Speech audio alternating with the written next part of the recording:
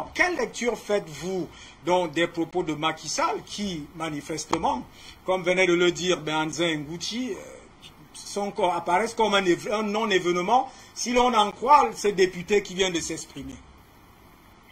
Je vais revenir sur une chose que ce député a dit pour les gens qui savent pas ce que c'est l'opération Sirli.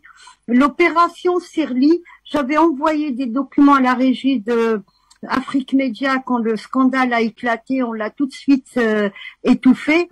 En fait, c'était des contrebandiers à la frontière de la Libye et de l'Égypte qui se faisaient bombarder. Il y a eu plus de 120 attaques où des civils, ce n'était que des contrebandiers de produits alimentaires, un peu de gasoil, tout ça, que les Français bombardaient en les faisant passer pour des terroristes. Et ce n'était pas malheureusement des terroristes, c'était des gens qui essayaient de gagner un petit billet. C'est ça l'opération Sirli pour les gens qui n'ont pas entendu parler. Et je voulais donner un éclaircissement parce que ce député, il la cite. Et malheureusement, on l'a étouffé. Maintenant, par rapport à Macky Sall. Macky Sall, c'est le plus dangereux de tous les présidents qui ne sont pas élus. Macky Sall, actuellement, ce que monsieur Luc Michel dit toujours, il a le cul entre deux chaises, c'est vrai. Et je vais vous dire pourquoi. Pour le moment, il a peur. Il a peur des coups d'État. Il a peur pour sa place. Macky Sall me fait penser à Charles de Gaulle quand il a laissé ses mémoires à son fils et quand ses mémoires ont été publiées. Il parle de certains intrus que la France a laissés en Afrique et il a dit textuellement c'est des assoiffés de pouvoir. Macky Sall ne sait pas à quel sein se vouer en ce moment parce qu'il veut rester président. Ce n'est que sa personne qui l'intéresse. Ce n'est ni le panafricanisme, ni son pays, ni l'Afrique. C'est un homme qui veut rester au pouvoir. Il n'y a pas plus dangereux qu'un homme qui veut rester au pouvoir parce que des gens comme ça sont prêts à négocier avec le diable. Contrairement à Ouattara qui lui est francophile, francophone, tout ça, donc on sait déjà. Mais Macky Sall, c'est l'une des personnalités la plus dangereuse actuellement que nous avons en Afrique. Donc c'est pour ça que j'ai expliqué aussi, je crois ce matin, que la confrérie des Tidjani qui joue un rôle très important en ce moment dans le Sahel pour essayer de voir avec tous ces jeunes qu'on peut embourber dans le terrorisme et qu'on peut, je dirais même pas radicaliser, mais c'est plus pour un billet ou pour un salaire au mois, ils se retrouvent dans des groupes terroristes. Et je sais que la confrérie des Tidjani a pris contact avec Macky Sall. Il, de temps en temps, pour certains dossiers, il lui demande conseil. Ce n'est pas pour il le fait pas parce qu'il aime les Sénégalais ou parce qu'il est panafricaniste. Il le fait parce qu'il veut garder sa place et lui-même, il craint le coup d'État. C'est pour ça qu'il condamne les coups d'État. Il veut un soutien. Et le soutien de qui lui-même, je pense qu'il sait pas, parce que en ce moment ça bouge beaucoup.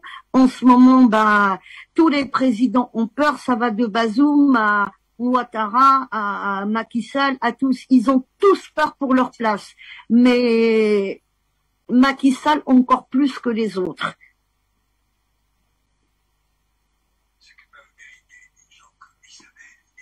Le standard, il y a des appelants, on va vérifier ça tout à l'heure. Je commence avec vous, Jonathan Batangene. Cette affaire des organes, d'exploitation d'organes humains au Mali vient d'enflammer la toile là tout à l'heure. Il y a des indignations et c'est grotesque, affirment certains. Des messages, ils sont très très nombreux là, s'enflamment la toile. Et les gens se disent que si c'était contenu dans le document d'un diplomate accrédité et que c'est certifié, c'est des choses assez graves. C'est assez grave. Mais que l'opinion ne soit pas surprise. On a eu au début des années 2000 l'affaire de l'Arche de Zoé, vous vous souvenez? une fameuse ONG française avec des citoyens français qui, dans les années 2008, trafiquaient des enfants, faisaient du trafic d'enfants au Tchad. Et ils venaient prendre des enfants comme ça, qu'ils ramenaient dans leurs opérations sur la place parisienne, sur la place européenne. C'était illégal. Le président Déby, le maréchal du Tchad, le grand panafricaniste, à l'époque, il était encore au service de Paris. Il avait, dans un élan de patriotisme, il avait décidé de mettre fin à cette histoire. Et on se souvient de ce qui est arrivé de l'Arche de Zoé. Un matin, Nicolas Sarkozy, alors président de France, a décidé de venir... Vous rappelez que l'Arche de Zoé, c'est une ONG. C'était une ONG. Pour faire un lien avec un outil. Tout à fait. Et ils sont venus, et Nicolas Sarkozy est venu le matin, il a dit qu'il est venu récupérer les citoyens français qui font face à leur forfait devant la justice tchadienne. Il les a pris, il les a ramenés à Paris. On se souvient tous de ce qui s'est passé. Ils n'ont jamais été jugés, jamais été condamnés. Les membres de l'Arche de Zoé, certainement, sont aujourd'hui à Paris, où ils vivent une vie normale, de citoyens normaux, qui n'ont jamais eu à faire des choses sans se reprocher. Or, tout le monde sait que c'est des gens qui se livraient à un trafic illégal, illicite, sur les territoires africains. Donc, s'il y a un problème d'organes qui se pose, de trafic d'organes, il n'est pas exclu que lorsque ça concerne les citoyens français qui sont acteurs de certains forfaits sur le territoire africain, la France les passe sous le sceau de l'injusticiabilité. Ils ne sont pas passibles d'un procès. Ça veut dire que cette politique, je le dis, parce qu'il faut avoir un comparatif, c'est une politique purement raciste. Comment pourrait-on avoir des crimes qui sont condamnés lorsqu'ils sont perpétrés sur un espace donné et des crimes qui seraient davantage tolérés s'ils sont commis ailleurs par les mêmes citoyens? Seule la République française peut nous donner la géométrie de sa justice. Vous savez que le deuxième principe dans leur devise, c'est la fraternité. C'est l'égalité, liberté, égalité, fraternité. Donc, si c'est l'égalité et que tous les citoyens sont égaux devant la justice, alors, en principe, quand un citoyen français est accusé d'un ensemble de forfaits sur les territoires africains, il devait être passible de poursuites judiciaires au même titre que celui qui le réalise sur le territoire français. Mais la France pratique une politique colonialiste, raciste, qui consiste à disculper de manière totale, mais surtout arbitraire, tous ces citoyens qui commettent des exactions ou bien qui commettent des gaffes en Afrique. Et lorsque le peuple se trouve donc dans une situation comme celle-là, est-ce que ça peut justifier les propos de Macky Sall qui condamne les coups d'État dans des situations comme celle-là? Parce que probablement quelqu'un comme Dr Choguel Kokala Maïga n'est pas très étranger à ce genre de situation. Qu'est-ce qui peut justifier les propos de Macky Sall? Macky Sall est dans une lecture classique de la politique. Il condamne officiellement les coups d'État. Macky Sall veut faire du bien pensant. Comme l'a dit Linda, il pourrait s'agir du fait qu'il a peur pour sa propre position. Parce que vous savez qu'actuellement, avec les mouvements de foule qu'a contrôlé l'opposant M. Sonko, Macky Sall se dit, si ça recommence, on n'est pas loin d'un scénario à la malienne. Mais le générique ici, hein, dans la toile qui explose un peu là, beaucoup d'ailleurs, que ce soit Inbox, disent que ce soit par A ou par B, Macky Sall va dégager. Le son de cloche qui est porté par M. Sonko est en train de porter. Vous savez que M. Sonko a tenu un discours tout à fait panafricaniste ces derniers jours au Sénégal. Donc, de plus en plus, si M. Sonko a l'adhésion populaire, il n'est pas exclu que Macky Sall va faire face à un coup d'État. Ça, ce n'est pas exclu. Parce que c'est le même scénario qui s'est produit au Mali. Les populations ont d'abord remis en cause l'autorité en place et les militaires ont ensuite réalisé la volonté du peuple. Donc, M. Macky Sall sait qu'il est dans une situation à moitié ressemblante à celle du Mali, sauf que lui n'a pas l'insécurité. Mais maintenant, je vais revenir sur un fait. C'est vrai, Linda a dit que la Tidjaniya apporte un soutien à Macky Sall. Mais au Sénégal, la Tidjaniya n'est pas la confrérie la plus pertinente, c'est la Mouridiya. Et la Mouridiya est favorable à ce que fait être davantage proche de M. Sonko. Donc, il n'est pas exclu que M. Sonko, avec ce rapprochement de la Mouridiya, étant proche de la Mouridiya, a la majorité des Sénégalais qui peuvent se mobiliser pour son projet. Et si M. Macky Sall a peur, c'est parce qu'il sait que pendant un certain temps, il a accepté de jouer le jeu de l'OTAN. Il était devenu la base stratégique à partir de laquelle on pensait les déploiements de l'OTAN sur l'ensemble de la sous-région Afrique de l'Ouest.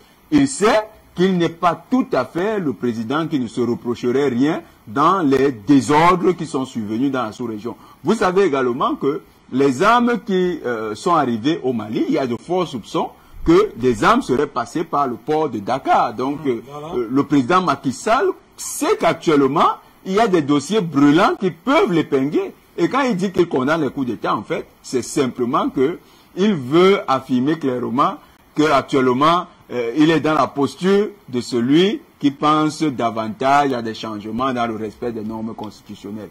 Il a peur d'un changement violent, quelque chose qui pourrait se produire, on le dit bien avec beaucoup de réserve, au Sénégal, nonobstant la capacité de mobilisation amplifiée de M. Sonko. Merci à vous. Ben, on connaît déjà la génération Namar. Alors, dans ton affaire de l'art de Zoué, il y a un internaute, il n'est pas seul, beaucoup, il y a plusieurs qui estiment là que dans cette affaire, des bébés avaient été même violés. C'est ce que je constate là, avec ahurissement, parce que ça provoque des pleurs là pour certaines personnes dans cette affaire du trafic d'organes humains. Alors, Henri Diabaté Mandeng, le Sénégal que vous connaissez très bien, Macky Sall qui condamne les coups d'État successifs, est-ce que... Mais il y a quand même un paradoxe dans sa position, c'est-à-dire, à l'intérieur du sommet de la CEDEAO, il a tenu un discours qui est un peu contraire par rapport à celui tenu devant un média, le micro d'un média, c'est-à-dire qui disait que les sanctions ne sont vraiment pas une solution idoine, qu'il faut aller plus loin que les sanctions parce qu'elles provoquent d'autres choses. Mais quand il condamne maintenant les coups d'État après, à la sortie du sommet, qu'est-ce que ça veut dire ça? Effectivement, ce sont des atermoiements qui sont propres à l'homme. Mais il faut d'abord savoir, tout d'abord, que Macky Sall, bon, quand on connaît le pédigré de l'homme en matière du respect des lois, de la loi fondamentale, on ne peut pas être étonné, on ne peut pas s'étonner de ses attitudes de ventilateur. Souvenez-vous que M. Macky Sall a enfreint la Constitution pour se présenter une nouvelle fois alors que la Constitution ne le lui permettait pas. Donc il est très mal placé pour parler de respect de la démocratie, respect de la loi fondamentale. M. Macky Sall nous a prouvé à l'extrême qu'il adapte la loi en fonction de ses intérêts politiques et non pas en fonction des intérêts du Sénégal. Bon, il a été maintenu au pouvoir. Bon, nous pensons que si c'était pour garantir la paix, nous avons laissé passer la pilule.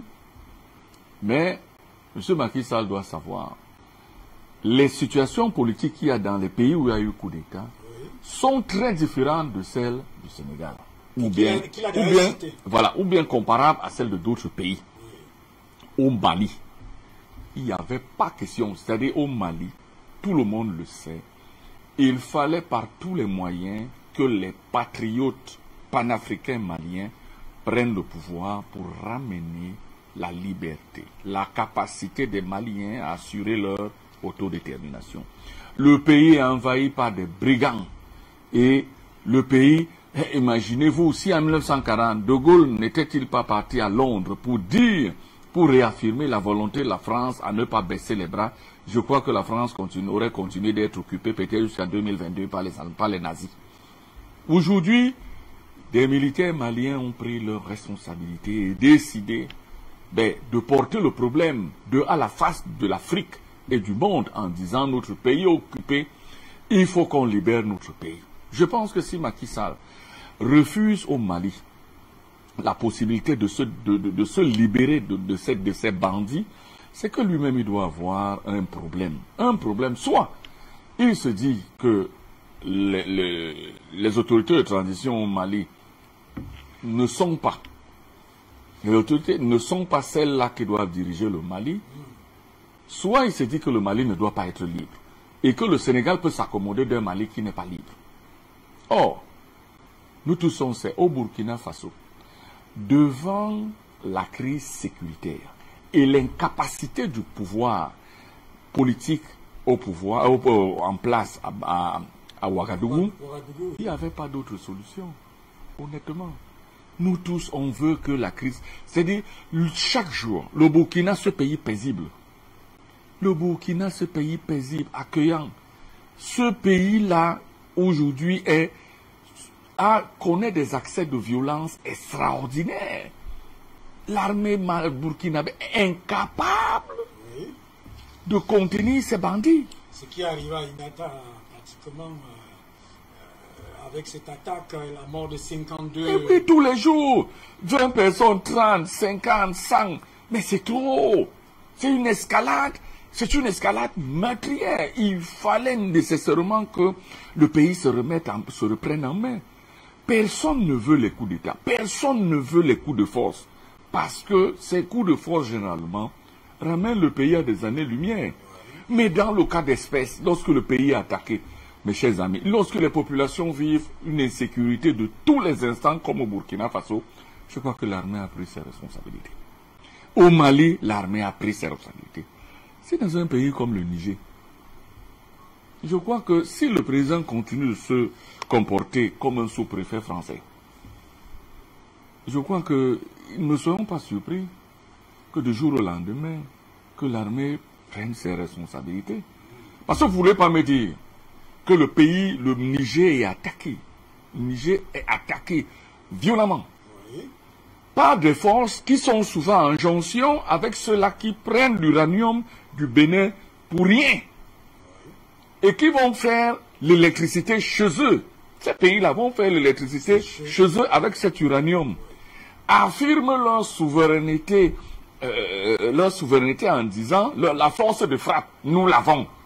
À partir de l'uranium du Niger. Pendant ce temps, dans les villes nigériennes, à Zinder, à Maradi, il n'y a pas de lumière.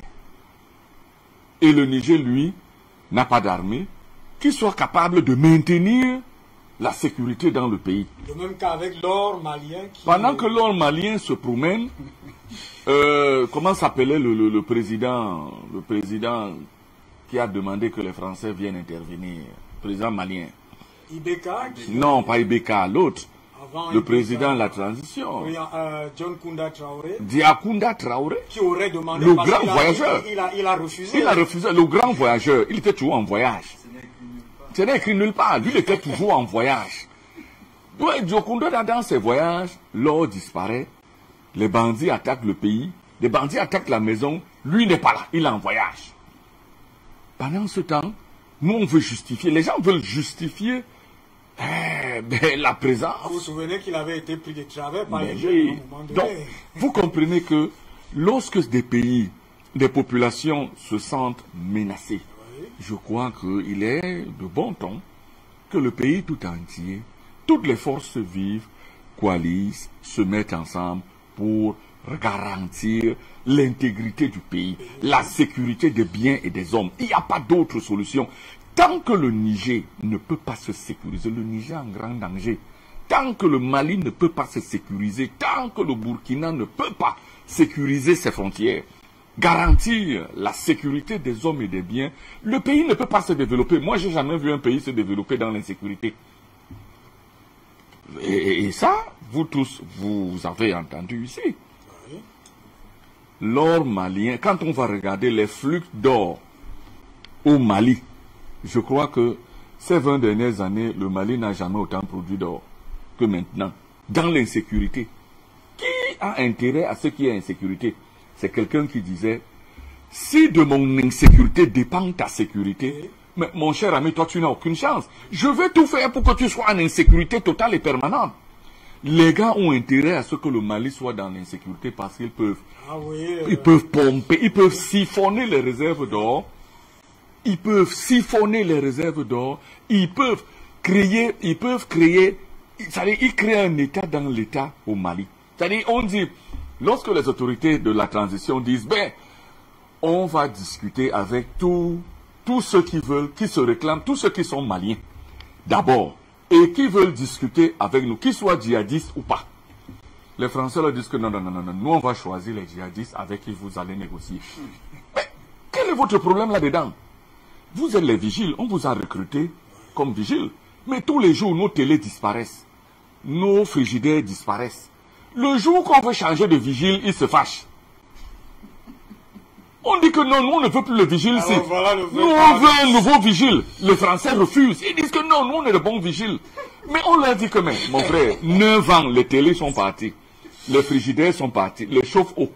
On battait nos enfants. Nos femmes étaient violées. Mais partez, nous on veut un nouveau vigile. Ils refusent. Moi, je n'ai jamais vu ça au monde. C'est-à-dire, toi, c'est toi qui choisis ton vigile. Tu dis au vigile que je ne veux plus. Il se fâche. Il se fâche. Il reste et alors, il menace. Moi, je n'ai jamais vu ça depuis que je suis de New York qui vous salue avec cette démonstration, il dit que c'est très simpliste. Mais c'est facile à comprendre. Mais c'est nous, on veut un nouveau vigile. On veut un nouveau. On va chercher on cherche des vigiles partout. On nous dit qu'il y a des vigiles là-bas. Il y a des vigiles. Il y a un vigile qui a fait ses preuves en Centrafrique. On dit que amenez-nous le vigile là. Pendant qu'on amène le vigile, non, l'ancien vigile dit que non, tu peux me licencier comment? Je refuse. C'est dangereux, c'est honteux. C'est honteux. Oh, vraiment, nous on a perdu beaucoup d'hommes. Hein. On a perdu beaucoup d'hommes. Mais ils oublient. Première guerre mondiale, combien de Maliens sont morts? Ah, voilà. Deuxième guerre mondiale, combien de Maliens sont morts? Et pour reconstruire, je vais vous dire, pour terminer par là. Oui, en une seconde. Je vais vous dire. Oui. Lorsque les Allemands entraient dans Paris, ils ont porté tout l'or français, 1700 tonnes d'or, ils sont partis garder à Caille au Mali. Et les populations portaient l'or sans savoir que c'est l'or. Moutouche Boschouzu, les Allemands ont envoyé, les nazis ont envoyé la Gestapo pour chasser cet or. C'est-à-dire les gars de Heinrich Himmler. Ils ont envoyé l'amiral Canaris, les espions de l'amiral Canaris, partout en Afrique, où ils ont gardé l'or là où les populations maliennes de Caille ont fermé la bouche. Elles ont constitué un régiment de défense de cet or. Et pour l'intérêt de la France. Et lorsque De Gaulle est arrivé à la libération à Paris, De Gaulle arrive à Paris, pendant qu'il fanfaronne sur les Champs-Élysées en disant qu'ils sont trop forts, il va dans les caves de la Banque de France, on lui dit qu'il n'y a même pas 5 francs. Mais il dit que mais avec quoi on va reconstruire la France? Parce que la famine est généralisée, il y a les sans-abri, la famine est généralisée. Un rat coûtait en France 3 francs 50. En 1945, là, la libération. Donc, il n'y avait plus les chiens et les chats, c'était fini. Les chevaux, tout était déjà fini, il n'y avait plus rien. Alors, on lui a dit que non, il y a l'or au Mali. On a gardé notre rôle. C'est avec ces 1700 tonnes d'or que la France a été reconstruite. Ils ont perdu 50 hommes et ils se fâchent. Je ne comprends pas. La dette de sang qu'ils ont contractée envers le peuple malien, mais 2 millions de mais c'est pas vrai. C'est une dette qui n'est pas finie. On doit aller, toute l'Afrique doit aller porter la facture à la France. Mais c'est le moment où les Africains, notre génération, nous, on n'a pas vu, on n'a pas dit massa aux Blancs. On n'a pas baissé la tête devant les... On ne les connaît pas. Donc le traumatisme de la colonisation, aucun Blanc, aucun Français n'est plus intelligent que moi. Ça n'existe pas. Et comme moi, il y a des millions d'Africains. Vraiment, il est grand temps qu'on prenne nos responsabilités et qu'on dise... Je ne demande pas aux gens d'aller tuer les Français, mais je demande aux gens de bien réfléchir. De réfléchir par 2 fois. Tout cela qui tente de justifier la présence militaire française dans des endroits où la France ne nous a jamais apporté le moindre résultat en matière de défense de nos intérêts, il est grand temps que l'ancien vigile s'en aille. et qu'on trouve de nouveaux vigiles. Merci. Merci Henri Diabaté Mandeng avec ces démonstrations qui a justement plu à beaucoup d'internautes Canada et États-Unis, un peu partout, qui disent que si les populations africaines ne comprennent pas ça, c'est que c'est pas vrai. Il y a un problème. Alors, on fait un dernier tour dans le Grand Zoom pour venir terminer cette édition sur ce plateau. Ngouti Béanzin. Alors, vers où va-t-on avec cette situation du Sénégal, avec les déclarations de Macky Sall, qui en réalité condamne les coups d'État, mais qui ferme les yeux sur la réalité? Est-ce qu'il agirait donc pratiquement comme les officiels français agissent actuellement? Ce que le député a dit tout à l'heure sur Jean-Yves Le Drian, qu'il a déjà démissionné, il ne peut pas lui demander de démissionner parce que avec les faits, il a signé sa démission. Est-ce que Macky Sall a déjà aussi signé sa démission par les faits?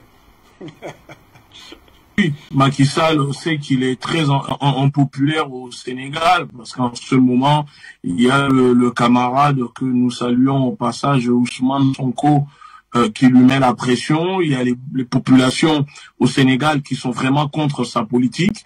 Beaucoup d'activistes dénoncent Macky Sall et il sait qu'il est dans une position sur siège éjectable, donc il n'a pas le choix que d'essayer de plaire à son maître pour espérer peut-être que le maître puisse continuer à le sécuriser et lui donner des bons points, parce que quand vous regardez aujourd'hui au niveau du G5 Sahel, le G5 Sahel n'existe quasiment plus. Il reste que le Niger et la Mauritanie, et en ce moment les forces d'occupation française se déplacent vers le Niger, le Burkina et peut-être le Sénégal.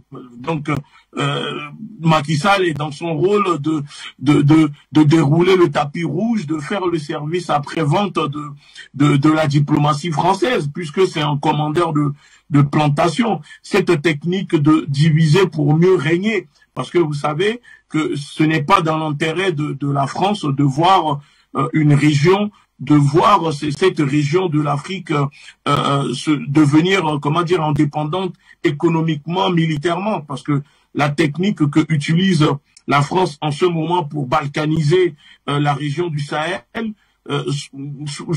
il faut quand même se rappeler que ça a commencé en 1873, après la première crise du capitalisme en Europe, qui poussa l'Angleterre, la France et l'Allemagne à se partager le continent africain pour essayer d'aller remettre de l'argent dans les caisses. Et c'était au même moment que ils ont démembré l'Empire ottoman, parce que après que l'Empire britannique s'est allié à l'Empire ottoman pour détruire l'Égypte, et l'Empire ottoman a été démembré. Donc cette politique du chaos et cette politique de diviser pour mieux régner a toujours fonctionné. Pendant qu'ils occupent nos terres, créent du terrorisme, pendant que nous sommes occupés à lutter contre le terrorisme, eux, ils sont occupés à sortir les richesses, les ressources, l'or, l'uranium, le pétrole, etc. Parce que c'est ce que je disais quand j'étais au Mali. Comment on peut nous dire que on dit aux Maliens, n'allez pas au nord du Mali, n'allez pas au centre du Mali, que c'est dangereux, mais ce n'est pas dangereux pour les travailleurs, pour les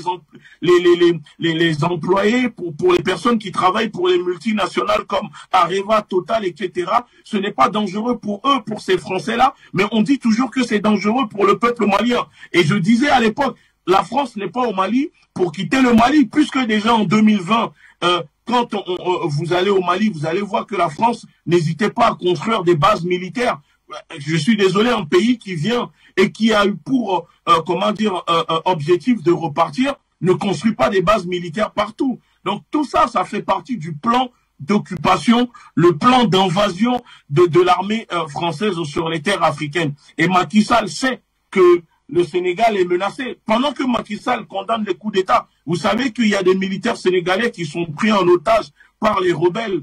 7 militaires sénégalais sont pris en otage par des rebelles en ce moment dans la région, vers la Casamance. Mais on ne voit pas Macky Sall parler de ça. il est là plutôt à parler, à s'occuper de ce qui se passe au Mali, comme si le problème du Mali ne se déplace pas et que lui, il sera épargné de tout ça. Non, quand ils auront fini avec lui, ils vont ramener les terroristes là-bas au Sénégal et ils vont créer la même chose parce que le plan est de déstabiliser, déstructurer la région pour empêcher l'émergence d'une puissance régionale de l'Afrique de l'Ouest. C'est l'objectif des puissances occidentales, empêcher toute émergence de puissances régionales capables de les contrer, capables de les défier, parce qu'ils ont besoin de ces pays pour venir s'enrichir dans l'économie de ces pays, etc. Donc le plan a toujours été la même chose depuis la Révolution française de 1789. Ils sont très nombreux sur la toile avec des messages et des révélations qui se poursuivent parce que Amadou Louis Diallo pense, c'est d'ailleurs, il dit Monsieur Hubert, il faut aussi savoir que les Français ont enfui d'énormes quantités de déchets nucléaires toxiques dans certaines parties du désert, dans le nord du Mali notamment. Sachez que cela fait partie de leur projet car ils ont de très grandes quantités de déchets nucléaires toxiques chez eux et il faut les enfuir chez nous. Et ça s'est passé dans le Mali. Les révélations se poursuivent ce soir. Lina Labaoui, on sort avec vous. Quel constat faire de manière politique et même géopolitique sur cette situation de Macky Sall? Eh bien, Macky Sall, je pense qu'il ne fera pas long feu. Il peut être assoiffé de pouvoir, mais les Africains ont décidé, c'est terminé, c'est fini pour ces gens-là. Il y a une solidarité, il y a un soutien, il y a une conscience, il y a Afrique Média aussi que je remercie énormément pour moi et pour tous les peuples de l'Afrique et les peuples sans voix. En vérité, c'est ça. Quand je vois les gens dans le Sahel, comment ils souffrent, des villageois qui n'ont à peine un sac de riz, on vient, on leur saccage tout et on les mitraille. Ça donne envie ça donne envie au crime, mais malheureusement non, on tombera pas dans ça. Je vous assure, Monsieur Hubert, qu'il y a des traits. Dans quelques mois, vous allez voir, il y a un changement radical au niveau du Sahel. Je promets à tous les panafricanistes qui nous écoutent, et on travaille avec un groupe d'amis, on travaille avec des amis qui sont dans le Sahara. On est au courant de beaucoup de choses qu'on ne peut pas dévoiler. C'est pas parce qu'on n'a pas le droit, c'est parce qu'on veut garder ça pour nous. Mais il y a un changement radical qui se présente. Et il n'y aura plus aucun terroriste dans le Sahel. Et il y a la collaboration de l'Algérie avec le Mali qui est très étroite, avec bien sûr la Russie qui est là. Maintenant, je vais vous donner, j'entendais notre ami là sur le plateau tout à l'heure, sachez que l'Algérie a envoyé à la France la facture du blé qui n'a jamais été payée. Quand elle nous a colonisés, c'était pour une dette de blé. Ça représente 93 tonnes de pièces d'or de l'époque. Donc, l'Algérie a commencé et il faut que le reste suive. Voilà. Vive l'Afrique, vive Afrique Média et restons solidaires. Je termine toujours avec ça.